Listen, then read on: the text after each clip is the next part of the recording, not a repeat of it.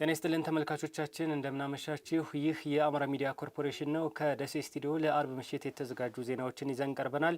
ከዜናዎቹ ጋር ተመስገን አሰፋ አብሬያችሁ ቆያለሁ። የከተሞች የምግብ ዋስትናና ሴፍቲኔት ፕሮግራም በክልሉ 18 ከተሞች እየተተገበረ መሆኑን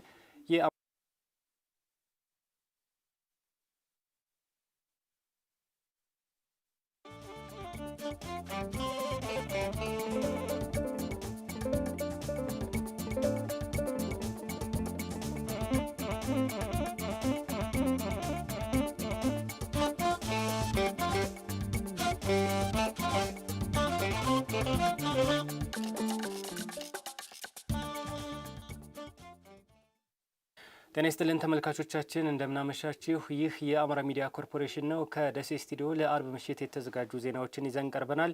ከዜናዎቹ ጋር ተመስገን አሰፋ አብሬያችሁ ቆያለሁ። የከተሞች የምግብ ዋስትናና ሴፍቲኔት ፕሮግራም በክልሉ 18 ከተሞች እየተተገበረ መሆኑን የአማራ ክልል ከተማና መሰረተ ልማት ቢሮ አስታወቀ። በኮምቦልቻ ከተማ ከ4000 በላይ የልማታዊ ሴፍቲኔት ተጠቃሚዎች ተመርቀዋል። ከድራሊ ተጨማሪ ዘገባ አለው። ወይዘሮ ትዕግስት ጫኔ በኮምቦልቻ ከተማ ሀሳን አገር ክፍለ ከተማ ነዋሪ ስትሆን የ5 ልጆች እናት ናት።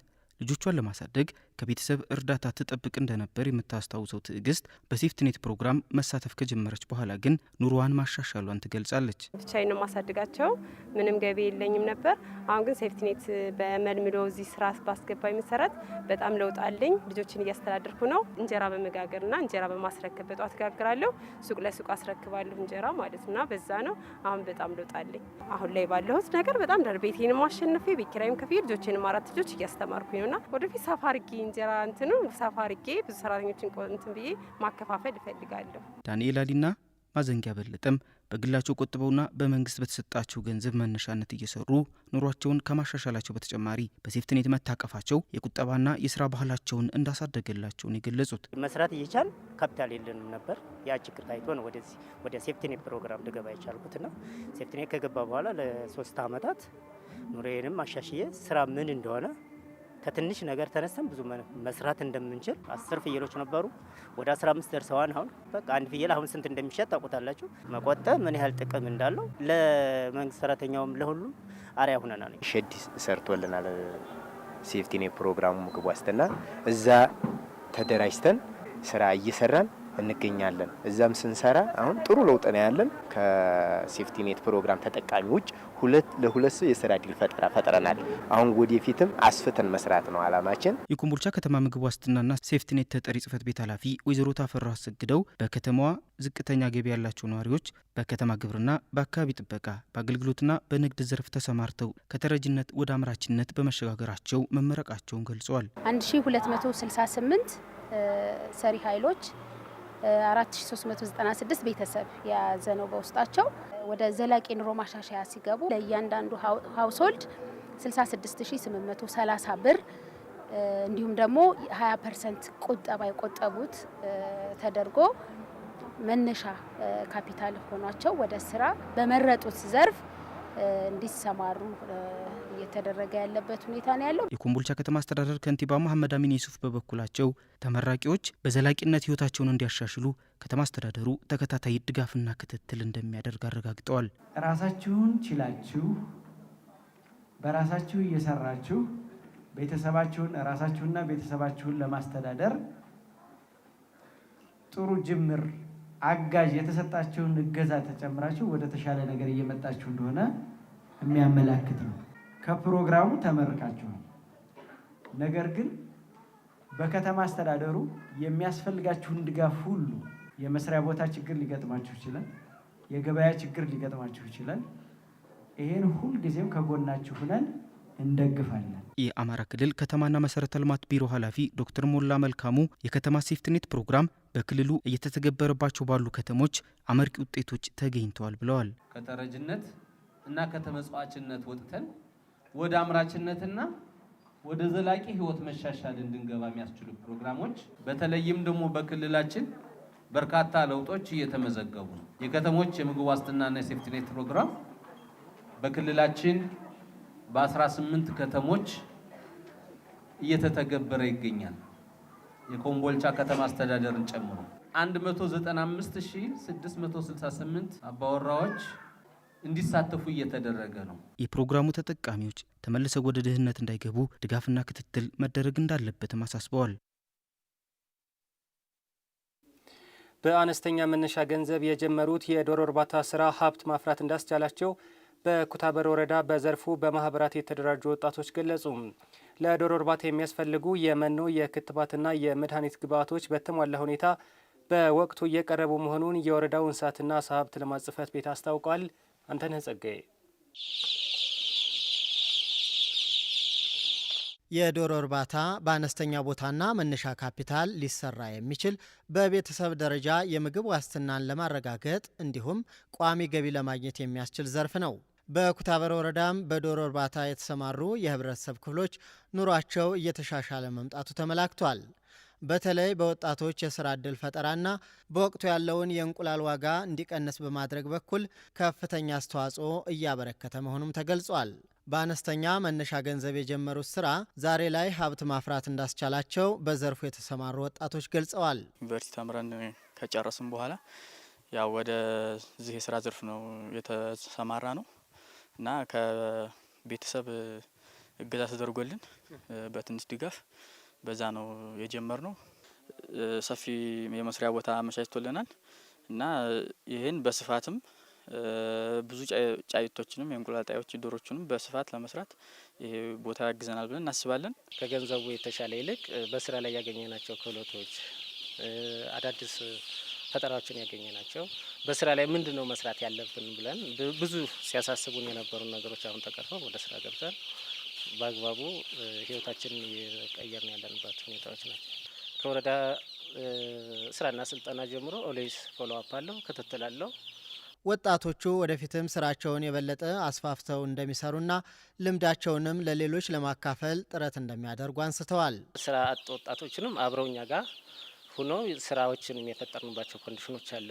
ዛሬ ላይ በአጋጣሚ እንትን የሉም እንጂ ከውጭ የመጡ ትምህርታቸውን ጨርሰው የተቀመጡ ሰዎች እኛ ጋር ተቀጥረውም የሰሩባቸው አጋጣሚዎች አለ። በስፋት ስራው ላይ መግባት ነው። አሁን ጫጩት ነው እያሳደግን እየሸጥን ያለ ነው። በዙ ይሄንን የስራ ዘርፍ ሰፋ አድርገን የእንቁላል ጣይ ዶሮዎችንም ጫጩቶችንም ደግሞ ቁጥሩን ሰፋ አድርገን በስፋት ለመስራት ነው ያሰብነው። የእንስሳት ሀብት ልማት የመንግስት የሌማት ትሩፋት ንቅናቄ አካል ነው ያሉት የኩታበር ወረዳ እንስሳትና ዓሳ ሀብት ልማት ጽሕፈት ቤት ኃላፊ ሞላ ትኩዬ በወረዳው በገጠርም ይሁን በከተማ የዶሮ እርባታ ገቢን በማሳደግና ሀብት በማፍራት ውጤት እየተመዘገበበት መሆኑን ተናግረዋል። ነባር ኢንተርፕራይዞች ያው የአንድ ቀን ጫጩት እያሳደጉ ለህብረተሰቡ በ56 ቀናቸው የማሰራጨት ስራ ይሰራሉ። ከዛ እንደገና አልፎ እንቁላል ጣይም ዶሮችን እያረቡ የሚጠቀሙ እስከ 500 እስከ 1000 ዶሮ ድረስ እያረቡ ማንኛውም ማህበረሰብ 5 ዶሮ ቢያንስ ዝቅተኛው መኖር መቻል አለበት። በተለየ የሌማት ትሩፋትን ማሳደግ እንቁላል እየሰበሰቡ እንቁላል ምርትን እያሳደጉ ለተጠቃሚ እያደረሱ ያለበት ሁኔታ ነው ያለው። ለነጋዴ ጭምር እያደረሱ ያለበት ሁኔታ ነው ያለው።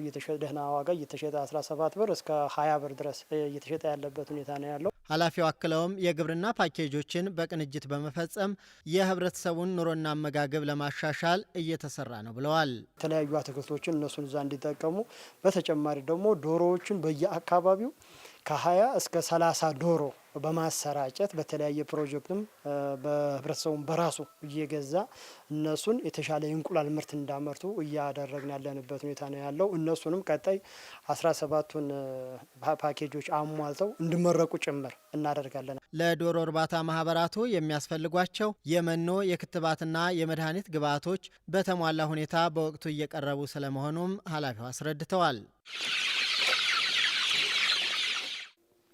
ሸማቹን ማህበረሰብ ከአቅራቢዎች ጋር በቀጥታ በማገናኘት የዋጋ ንረትን ለመከላከል እየሰራ መሆኑን የከሚሴ ከተማ አስተዳደር ንግድና ገበያ ልማት ጽሕፈት ቤት ገለጸ።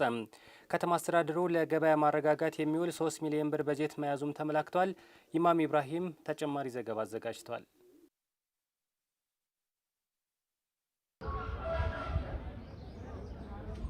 የከሚሴ ከተማ አስተዳደር በከተማው የሚስተዋለውን የገበያ ዋጋ ንረት ለመቀነስ የድንኳን ገበያ በማዘጋጀት አምራቹና ሸማቹን በቀጥታ ለማገናኘት ጥረት እያደረገ ይገኛል። ከተማ አስተዳደሩ ባዘጋጀው የድንኳን ገበያ እየሸመቱ ያገኘናቸው የከተማዋ ነዋሪዎች የድንኳን ገበያው ውጭ ላይ ከሚሸጠው ዋጋ ጋር ሲነጻጸር ዝቅተኛ መሆኑን ገልጸው በቀጣይም ሌሎች የግብርናና የኢንዱስትሪ ምርቶች ቢቀርቡ ገበያውን ያረጋጋዋል ነው ያሉት። የገበያው ሁኔታ ስናየው ለምሳሌ ስኳር እኔ ልገዛ መጥቻለሁኝ። ውጭ ላይ ያለው 200 ብር ነው። እዚህ የሚሸጠው 170 ብር ነው የሚሸጠው። ዘይትም እንደዛው ቅናሽ አለው። በርበሬ ቀርቧል፣ ጥራጥሬዎች ቀርበዋል። እነዚህ ነገሮች ከገበያው ሲታይ በጣም ከ20 ብር እስከ 30 ብር ልዩነት አለው። በርበሬ ለምሳሌ ብንወስድ 750 ይሸጣል። እዚህ ደግሞ 600 ብርና 550 ይሸጣል። በምትፈልገው አይነት በምትፈልገው ጥራት ቀርቧል። በርበሬዎች አሉ። ወደ 100 ብር ቅናሽ ይኖራል፣ 150 ቅናሽ ይኖራል። ከስኳር 30 ብር አለ። ሁሉም የተወሰነ ቅናሾች አሉ። ምስሮች ቢቀርቡ፣ አተሮች፣ እነዚህ ጥራጥሬ አይነት ነገር ቢቀርብ መልካም ነው። ዱቄቱም ደግሞ አንድ አይነት ነው የሚቀርበው። ሌሎች ዱቄት ሻጮች አሉ፣ እዚህ አምጥተው ቢሸጡና በአይነት ቢቀርብላቸው። የኬሚሴ ከተማ ንግድና ገበያ ልማት ጽሕፈት ቤት የሰብል ግብይት ቡድን መሪዋ እጅጋየሁ ተስፋዬ የገበያ ዋጋን ለማረጋጋት ያግዛል በማለት የድንኳን ገበያን አዘጋጅተናል ብለዋል። ወደ ድንኳን ገበያ የሚገቡ የኢንዱስትሪና የግብርና ምርቶች ከኖርማል ገበያው 15% ቀንሰው ይገባሉ። ሸማቹ በተረጋጋ መንፈስ እንዲሸምት ያደርጋሉ። ይሄ ነው። ግብይቱም ተጠናክሮ ተጠይቋል፣ እንደቀጠለ ነው። አሁን ያዘጋጀነው የድንኳን ገበያ ታላቁን ከፊታችን የመጣውን የረመዳንን ጾም ምክንያት በማድረግ ነው። ከእሁድ እስከ እሁድ በሚል መርህ ለሳምንት የሚቆይ የድንኳን ገበያ አዘጋጅተናል። በውስጡም የኢንዱስትሪ ምርት፣ የግብርና ምርት ይገኛል። ሰውም በታላቅ ግብይት ላይ ነው። የኬሚሴ ከተማ አስተዳደር ንግድና ገበያ ልማት ጽሕፈት ቤት ኃላፊ ኡመር ሰይድ በድንኳን ገበያው ያለ ሶስተኛ ወገን በቀጥታ አምራቾችንና ሸማቾችን በማገናኘት እንዲገበያዩ እያደረግን ነው በማለት ይህም ገበያውን ለማረጋጋት ከፍተኛ ፋይዳ እንዳለው አስረድተዋል።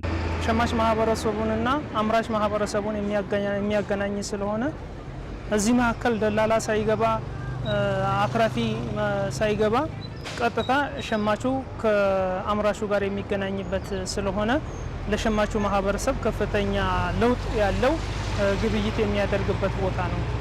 አከፋፋይ ለችርቻሪ በሚያከፋፍለው ዋጋ ለተጠቃሚው የሚያደርስበት ሁኔታ ስለሚፈጠር ቀጥታ ለተደራሽ የሚሆነው ለማህበረሰቡ ዝቅተኛ ኑሮ ውስጥ ላለው ማህበረሰብ ከፍተኛ የሆነ ጫናን የሚያቃልል ገበያ ቦታ ነው። በከተማው የሚስተዋለውን የኑሮ ውድነት ለመቀነስ ከተማ አስተዳደሩ ለማህበራቶች 3 ሚሊዮን ብር በመመደብ ለማህበረሰቡ በቅናሽ ዋጋ እንዲያቀርቡ እየተሰራ መሆኑንም ጠቁመዋል።